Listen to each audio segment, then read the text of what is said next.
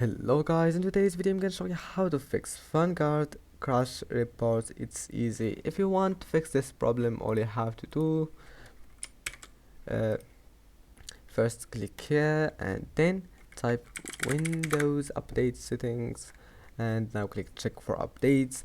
After that, make sure to install all the updates that you can find here in Windows Update. And now let's move to the next step. Type here services, scroll down until you find services that starts with V, and here we'll find VGC, it means Vanguard. Right click on it and then click properties, and now starts up. You will find here automatic, you will find this manual, so just make it automatic, then click stop and start it again, and that's it. Then click apply and okay, and now restart your PC, and after restarting your PC your problem must be fixed. Don't forget to like and subscribe, and see you in the next video.